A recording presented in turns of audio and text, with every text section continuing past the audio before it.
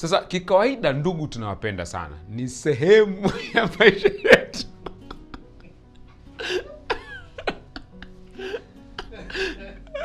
Ni sehemu ya nini? Maisha yetu. Lakini sasa kuna wakati ambapo unakuwa na aina fulani za ndugu ambao wanakuwa ni changamoto kwenye maisha yetu ya kawaida. Sasa nataka tuangalie aina tofauti za ndugu ambao tunao. Leo tutasameana, hii video itaenda hivi tufahamiane na ndugu zetu. Okay, sawa. Sasa ndugu wa kwanza. Ndugu wa kwanza.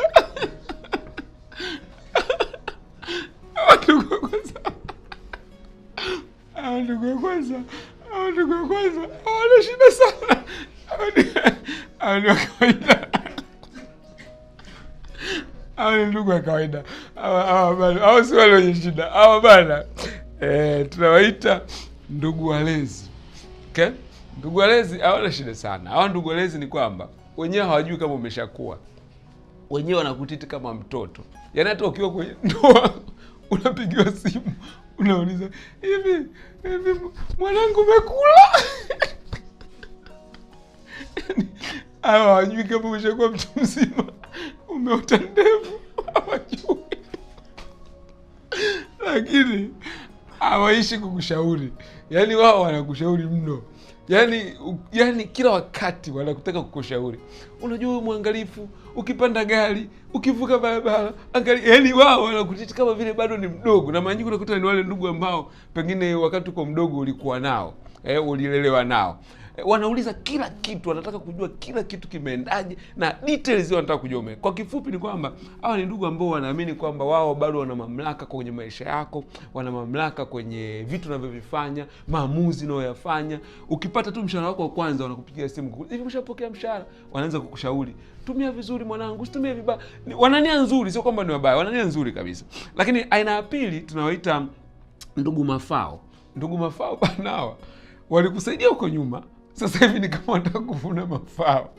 Ni kweli tunashukuru kwamba waliwekeza, wengine walikusomesha, wengine ulikaa nyumbani kwao, lakini ukweli ni kwamba kama vile walikuwa wamewekeza kwenye, wanasubiria return. Yaani wewe ni kama nini? Kama share walinunua huko duniani. Kwa hiyo wanataka baada ya muda walipwe kwa kile walichokifanya. Kwa hiyo wanataka walipwe kupitia njia mbalimbali. Watumie hela. Wakati mwingine hawasemi, lakini unaona tu namna ambavyo wanakutiti. Kila wakipata shida lazima watakutafuta. Yaani ni kama vile wanasema wewe lazima unilipe cha kwangu. Wewe si ulikuwa unakula bure pale. Ulikuwa unafikiri unalala bure pale. Lazima unilipe mafao yangu. Wakati mwingine wanataka usomeshe hata ndugu zao. Yaani unakuta watoto zao, sio ndugu zao, watoto zao. Wanataka wote kwenye ukoo au wote kwenye familia. Kuna kaka yenu yuko mjini jamani. Ukiona shida mpigie, tunashangaa unapigiwa na huyu, unapigiwa na huyu. Simu kutoka Tukuyu, simu kutoka Ileje, simu kutoka Shinyanga vijijini. Wengine hata wajui kabisa. Mwingine anapanda tu gari. Unashangaa tunampiga simu, niko stendi naomba unifuate. Wakiuliza sema, ndugu yako ameshakuja. Wewe si umeshakusaidia, sasa ni zamu yako kusaidia. Yaani wenyewe wanaamini kwamba wewe unatakiwa ulipe kile ambacho waliwekeza kwako. Wengine watatu tunaita watabiri mabaya. Yaani hawa sasa ni wale ambao unakuta labda ulishindwa kuwasaidia kwa sababu ulikuwa na changamoto na vitu vya namna hiyo. Wenyewe wanasema anajidai, ngoja sasa tutaona atakavyoshuka kwenye cheo chake, tutaona atakavyofeli kwenye biashara. Yaani kama vile wenyewe wanasubiria anguko lako. Yaani ni watu ambao ukweli ni kwamba wanatamani uishiwe hela, wanatamani ufukuzwe kazi, wanatamani ufeli kwa sababu tu kuna namna fulani pengine ulishindwa kuwasaidia au ulishindwa kuwa sehemu ya maisha yao pale wao walipotaka. Wa mwisho kabisa tunawaita ndugu lawama. Hawa bana ndo wamejaa, hasa katika familia zetu wako wengi sana. Ndugu lawama, hawa wenyewe hawajui majukumu mengine ulionayo. Wakitaka wametaka. Yaani ni watu ambao wakikuomba hela, wakikuomba msaada, wanataka uwape hapo hapo. Hawajui kama na wewe pia labda pengine unasomesha au pengine una changamoto za kifedha. Wakipiga simu, na mara nyingi watu wa hivi wanapigaga simu mpaka inaweza ikaisha chaji, na wanakutumia message, watakutumia message kali kweli, na hawajui kinachoendelea kwenye maisha yako. Yaani wenyewe wanasema wanapotaka hapo hapo lazima uwapatie. Na watu wengi hawa nimeshakutana nao, watu wengi mmeblock. Wewe mwenyewe unajua kuna watu umewablock hapa, hawa ndugu wa design, kwa sababu unaona kama vile wanakuletea shida na wanakuletea fujo kwenye maisha yao. Hawa ni baadhi ya ndugu ambao tunao.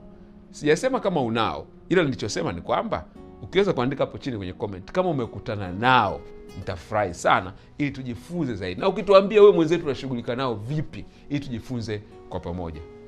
Ndugu ndugu ni ndugu zetu, naomba tuendelee kuishi nao kwa amani. Tafadhali kwenye vikao vya familia tusinyoshane vidole. Mimi nimekuja kuleta amani. Kwa naomba unapo-comment ujue kwamba ni hapa ni kujifunza ili tuweze kuboresha maisha yetu vizuri.